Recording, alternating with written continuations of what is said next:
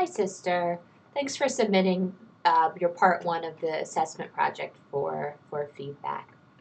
Now, I think you have a really good start here for your learning targets and what you're looking for students to know and be able to do. Looking up here at the top, I see it's for grade 4, your subject area, which is fine, and your topic. Now, um, my one question here, it seems when I read through this that this would be something that would be done in just one day, that students would read a passage and be assessed on it. Please let me know if I'm wrong.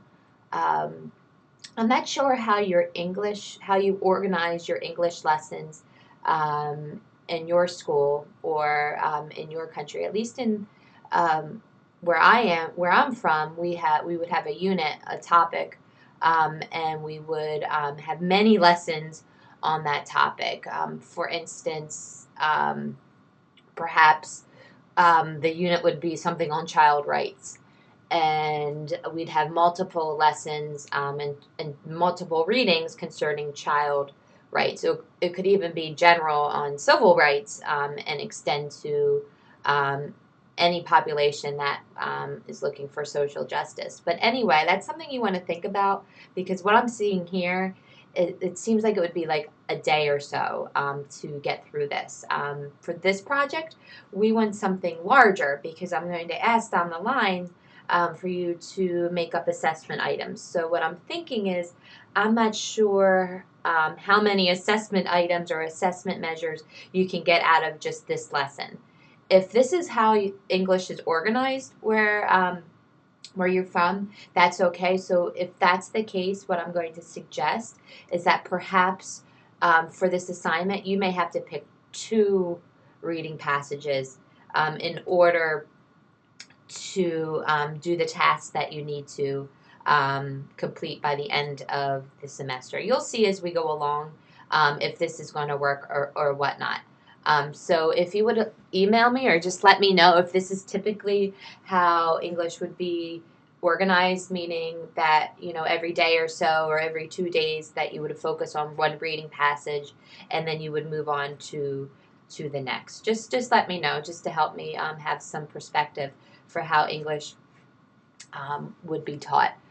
This isn't wrong. I just need to have more information to be able to fully see where we're going with this. But let me give you feedback on what you have already. And like I said before, you're really on. You really have a good start here as well. So I'm just going to move down right to what you have for your learning targets. So I'm looking at your first one here. And it looks like you're just looking that they'll be able to read new vocabulary words and be able to pronounce them. That's fine. You just have to think. We're going to project to the future. How are you going to measure that? Are you going to observe it? Are you going to have students one at a time read the words to you? Just so you know um, that you know how you'll measure that one. So if you have an idea, that's fine as well. Now I'm looking here. Students will use the new words to construct sensible sentences. So that's fine. So it looks like they have to write sentences using vocabulary words. But I would suggest you might have another learning target here. So it seems like within the reading passage, there's probably some key vocabulary words that they need to know and possibly need to know their meaning.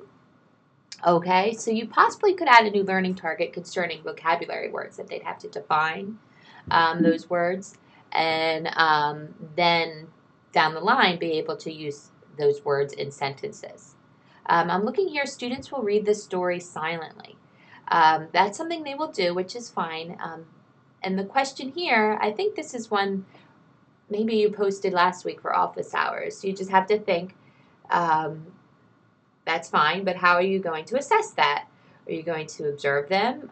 Or you could also have, which is hard, when students are reading silently, you would use some formative assessment to see if they look challenged, their faces look challenged and whatnot. But I would suggest you to think deeply if this is one you would want to keep, because it's hard to measure students reading silently. As I suggested in office hours, you could turn this into a self-assessment Students will self-assess or reflect um, how they read the story silently and whatnot. That possibly could be something that you could throw in here there as well. Okay. I'm looking here. Students will answer questions orally and in a written exercise. What type of questions are they going to order? Are they going to answer? Is it based off of the story and whatnot? So that's something you would want to think about here as well. The last one here, students will identify the rights of the child. Um, that is fine as well. I would say wouldn't be, actually, this one, it would be deep understanding and reasoning. It would fit under the knowledge area. Depending on these questions, that's one above, I can't say for sure if it would be deep understanding and reasoning. You probably, as I mentioned before, that I would want more detail on this one. You probably could have a couple learning targets based on what you're looking for, what you're specifically looking for them to comprehend within the story as well. And let me see below here. I know you have this content. You want them. That ties into that. Um, and it seems like one of your measures, they'll be answering short answer questions about the story, which is fine. But again, as I mentioned before, the one possible issue is just I'm looking for something large that would occur over a couple weeks when I use the word unit. But as I mentioned before in this feedback, I'm not sure how English is organized in your country versus how it would be how it would be organized in my country. So as I mentioned, you may have to have a few stories that you'd have to use within this project, so you'd have enough learning targets to measure. So I hope I'm being clear. If you need any clarification, just let me know. But I think this is, again, a great start, and I think it's looking good.